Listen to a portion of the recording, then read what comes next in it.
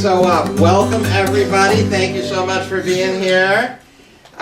This is the official celebration of our 31st birthday. Now, our 31st birthday, when we actually celebrate our birthday, is a little fuzzy, but what we actually celebrate is the day that we first opened up for a Sunday gathering, as it was called California Miracle Center at that time. Now, that wasn't our first Sunday gathering. We kind of grew out of a predecessor organization called the California Miracles Foundation that had been meeting in that space for almost 2 years at that point. So, it's our 31st birthday, maybe it's really our 33rd birthday, but the legal entity that still is Community Miracle Center, Reverend Larry and I, having that corporate entity, took possession of that space, and the very first meeting we had was a Sunday meeting. And I believe it was on March 1st. It was a Sunday, March 1st, 1987, 31 years ago. Now, a little bit of the history of that is we had this other organization, and when that other organization first started, we didn't have a Sunday gathering or a Sunday service. We had classes and we did other things. And I was going to a Science of Mind service that was quite popular in San Francisco at the time.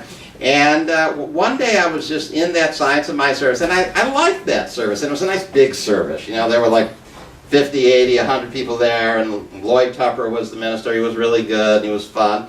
But I just really got that it just really wasn't A Course in Miracles. You know, it was Science of Mind. There's a lot of compatibility, but it wasn't A Course in Miracles, and it had its own little thing that it was doing, and it was fine. And quotes, I don't know if it was this quote in particular, but this sort of sums it up. It says, "You are not making use of the Course if you insist on using means which have served others well, neglecting what was made for you." So Science of Mind may have served others well. It may still serve others well. I don't knock it. It wasn't my path, though. It wasn't the path that was meant for me. And so I talked to Reverend Larry at the time, and I said, I don't care if it's just me and you. I don't care if 2 or 3 or 4 people come, but probably shouldn't have said that. I don't care if it's just a few people. I want to do something that's A Course in Miracles centered on Sunday morning. So we started a Sunday gathering, a Sunday service on Sunday morning. Wasn't very well attended.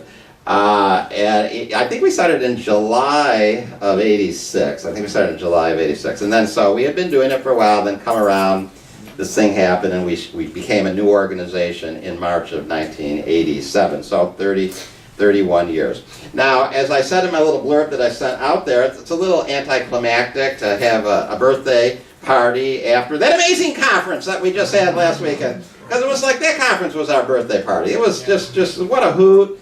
It was just so amazing. I'm still like in the energy of that. Love makes no exceptions.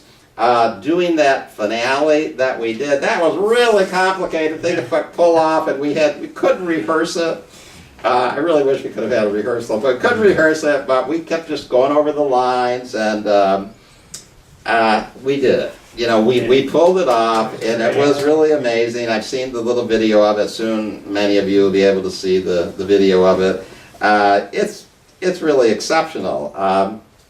And there was our banner, and Love Makes No Exceptions, and a lot of people are talking about how healing the conference was. And that surprises me a little bit, because I didn't feel unhealed going into the conference, and I didn't set out to create a healing event. I just set out to try to demonstrate Love Makes No Exceptions to the best of our ability, just give the best conference we could possibly give, have the most fun, the most energy that we could put into it. And it did all that, but it had this other thing, that it healed this thing that people said existed that I wasn't even aware was such a big deal in people's minds. So, and I'm really glad Deborah's here, because a lot of that started because Deborah's with the FIP, so a lot of that started in 2015 at the Present Love Conference, when I made a statement that the Blue FIP book was based on a lie. And that was the lie, or the story that nothing had been changed, and for 20 years we thought these were the exact words that Helen had heard and nothing had been changed, and then all of a sudden we found out, well, there wasn't exactly the way it was in the beginning, that a lot of things had been edited, and and a lot of people were just kind of disconcerted. Yeah, they were upset about that.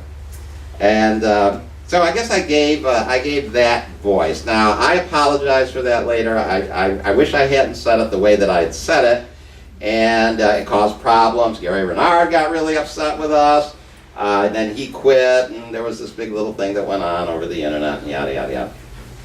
And I do want to say, I don't think I've really explained this, that when the moment I said that, I really felt this tear. It was like rip. It was like ripping the psyche. It was a rip in my psyche, and I knew it was a mistake. The minute I said it, I said, I shouldn't have said it like that. And I had done a lot to mend that tear, felt that, but I think for everybody else, and for me too, it completed. It was like the mending was completed at the conference. It completed, I think it was one of the first things I wanted to say at the very first gathering at the conference, when I said, when I talked to Tamara and Dr. Bob, and I mentioned it, and I said that I was sorry. I did the whole phone thing. I said, I'm sorry. Please forgive me. I love you. Thank you.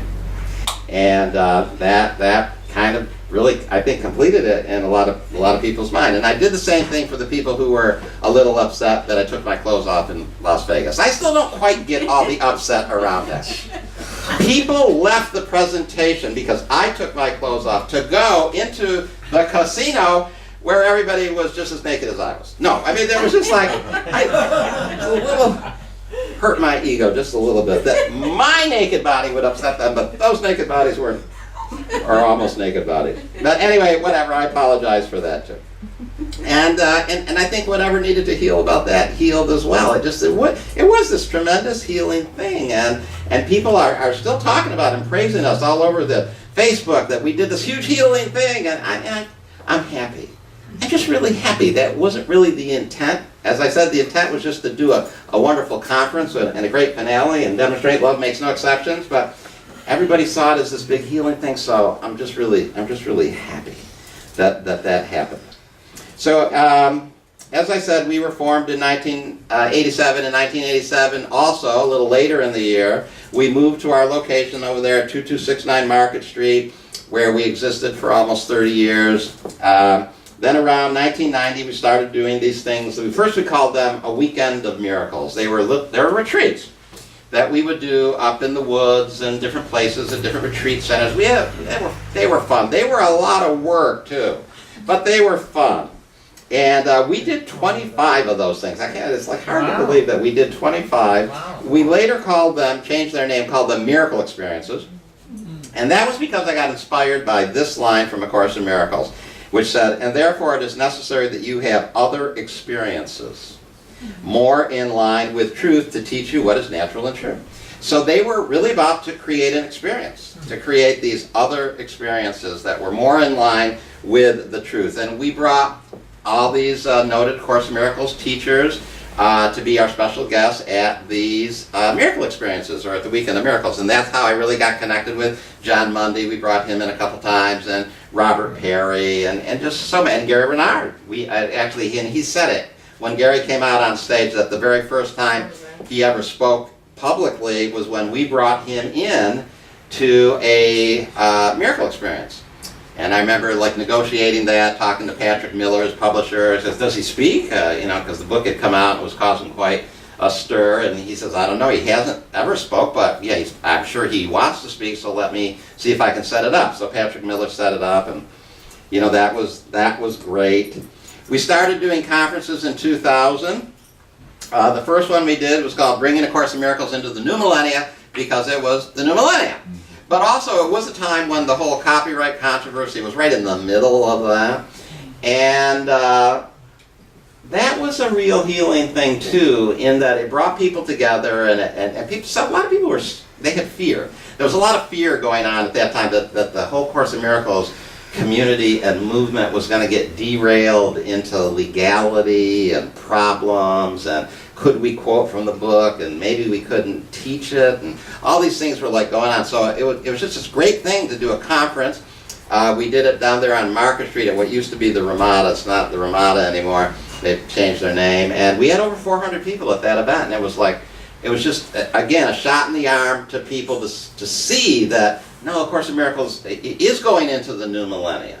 I think we really just demonstrated the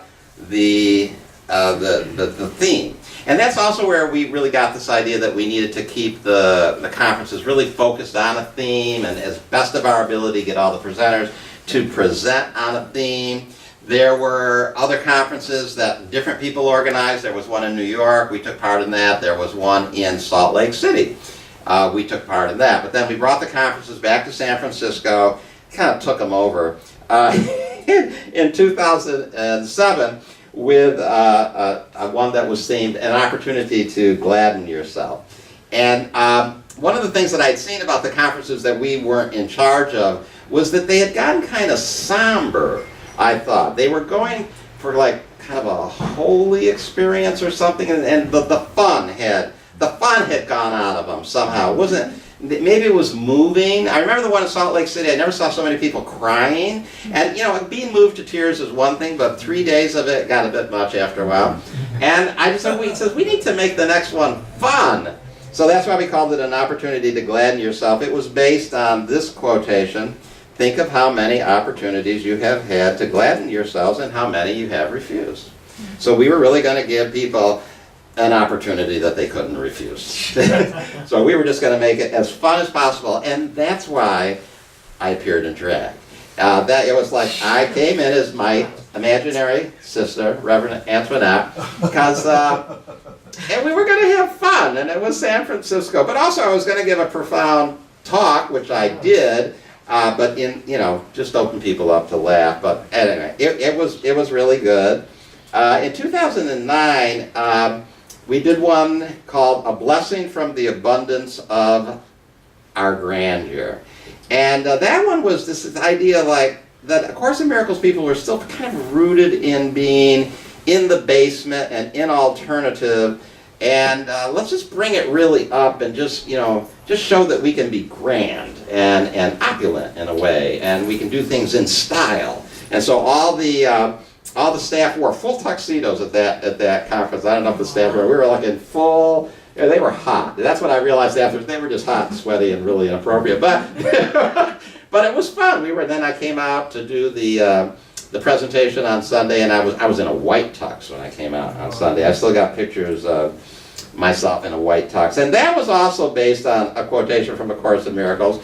Though some people didn't quite get it. I remember David Fishman called me up at Dove's there. Hi, Dove. I remember this phone call. And he said, I was just reading in the course and I found this line. He goes, and it goes right along with the theme of the conference. And I go, yeah, the conference was based on that line. It was from your grandeur you can only bless because your grandeur is your abundance. Okay? Yeah. From your grandeur you can only bless because your grandeur is your abundance. That's how we got a blessing from the abundance of your grandeur. And Dove thought it was just this amazing synchronicity and coincidence, but really that was the quote that we had based it on. 2011 we did Listen, Learn, and Do because that idea, the slogan, just had a lot of meaning for me.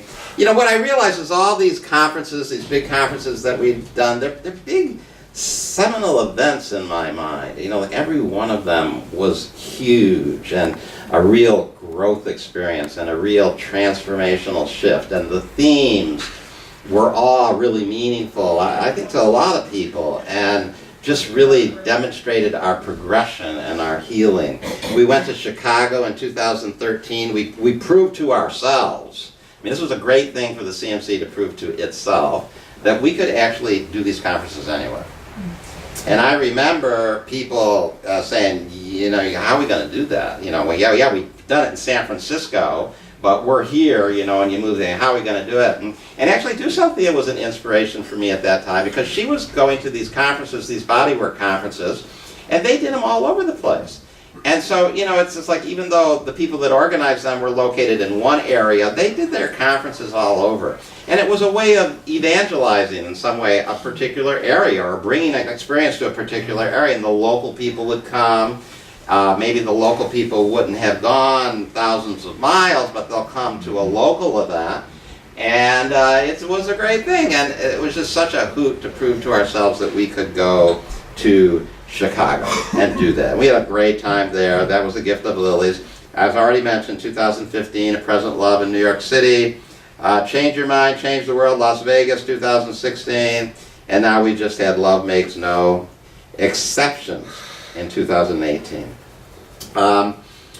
And it's been really, really well received. We put out a survey out there. Those of you who have gone to the conference and haven't filled out the survey yet, please fill out the survey. It takes 4 minutes, maybe less. They tell us how long people spend on it. It's less than 4 minutes. But we're getting the results from the survey. 97% of the people rate it excellent or very good. I mean, 97% either excellent or very good.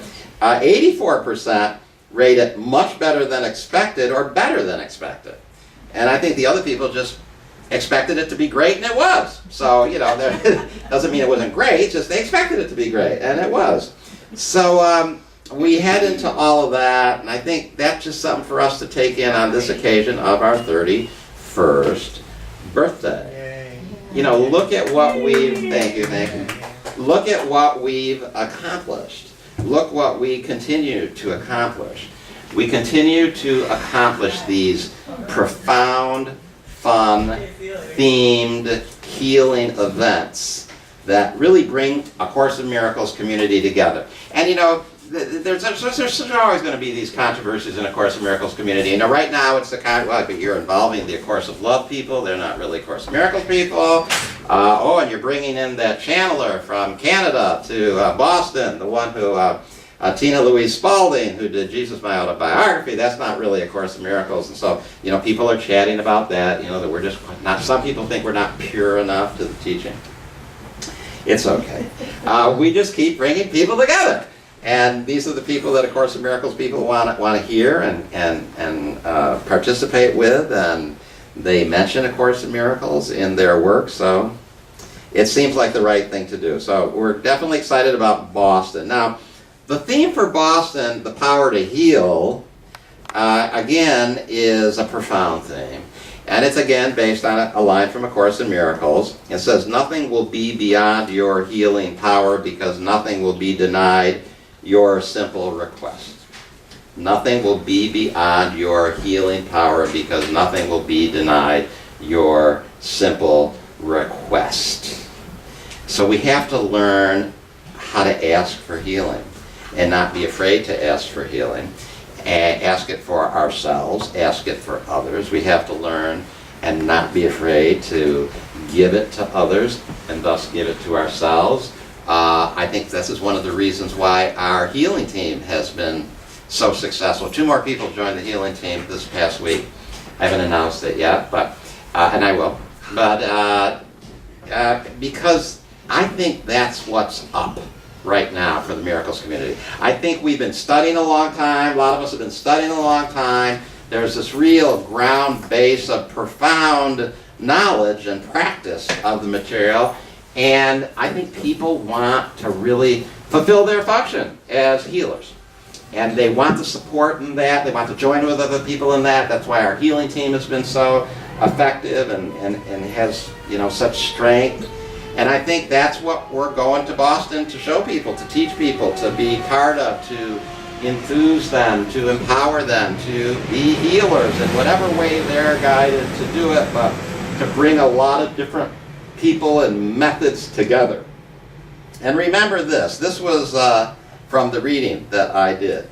And think of this in terms of healing, and think of it in terms of the author of A Course in Miracles, Jesus, and what he's actually saying to us here. He says, I would not ask you to do things you cannot do, and it is impossible that I could do things you cannot do.